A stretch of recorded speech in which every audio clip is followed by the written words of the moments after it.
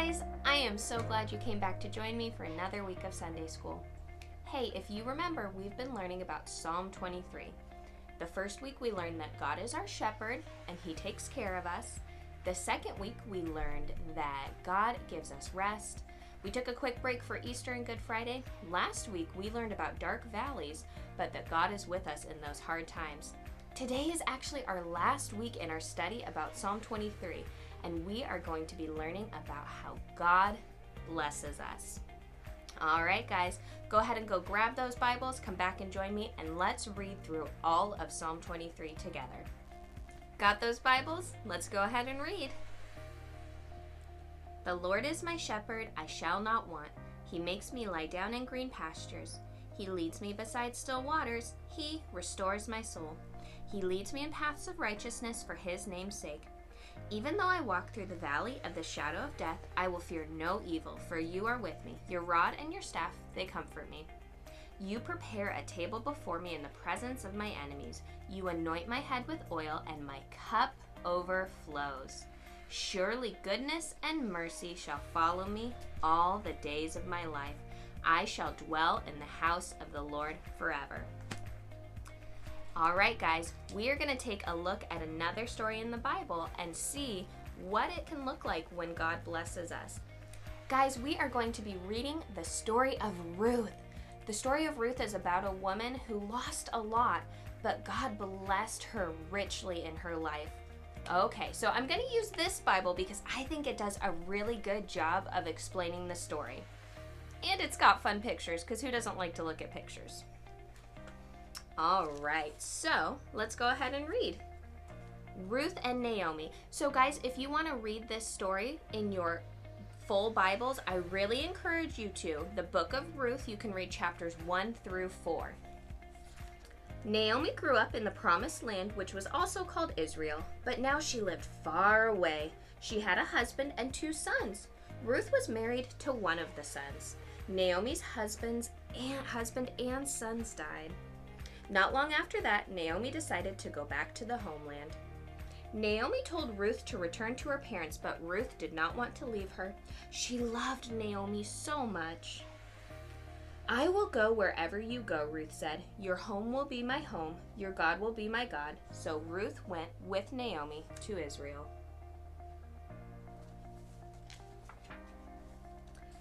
They needed food to eat, so each day Ruth gathered leftover grain from the fields. A good man named Boaz owned the land. One day he saw Ruth in the field. He wanted to help her, so he left extra grains for Ruth to gather. Boaz fell in love with Ruth. They married and had a baby boy named Obed. God had blessed Ruth and Grandma Naomi with a brand new family. All right, guys. So, like I said, I think this little Bible did a great job of giving us an overview of the story, but I'm going to give you a few more details that it didn't share, and we're going to look for all the ways that the Lord blessed Ruth. So, I have got what I'm going to call my blessings basket, and every time I find, or you find, or we find a blessing in the story, we are going to add a little something to our basket.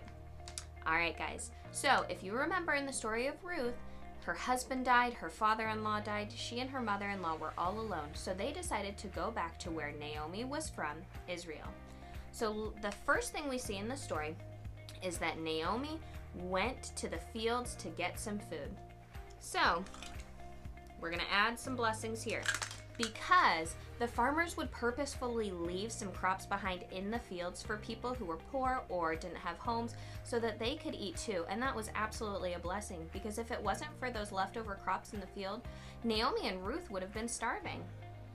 The next thing we see in this story is that the owner of the fields come up. His name is Boaz, and he is kind to his workers and he gives them a smile.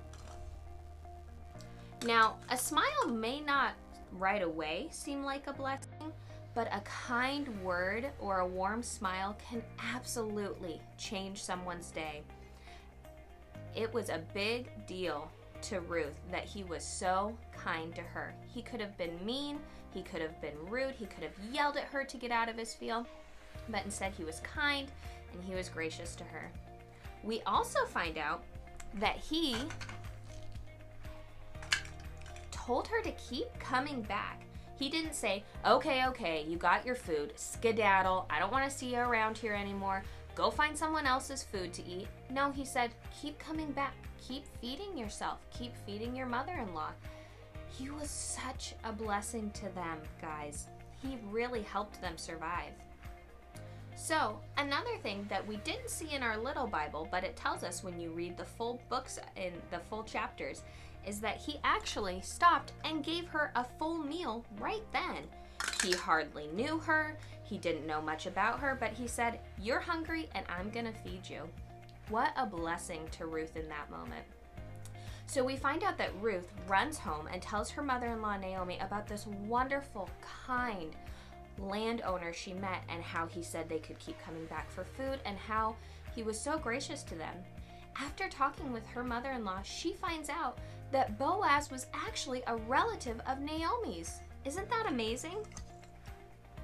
Now, it may not seem like a big deal, but especially back in the days of the Old Testament, families took care of each other. So upon finding out that Ruth and Naomi were his family, Boaz knew he was going to help take care of them.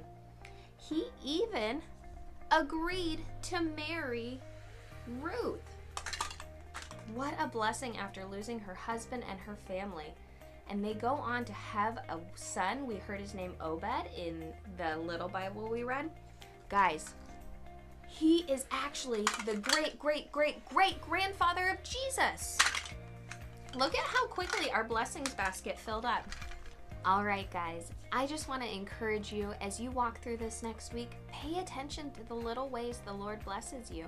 It may be a kind word, a warm smile. Maybe it's even chocolate chip pancakes. I'm not sure what that looks like for you, but I do know this. The Lord wants to bless you the same way that he poured out his blessings on his daughter Ruth. He loves you guys so much more than you can ever possibly imagine. I'm so glad you chose to hang out with me for a few minutes learning about Psalm 23. Come back next week as we start a new study. All right, guys, you have an awesome week, and I'll see you later.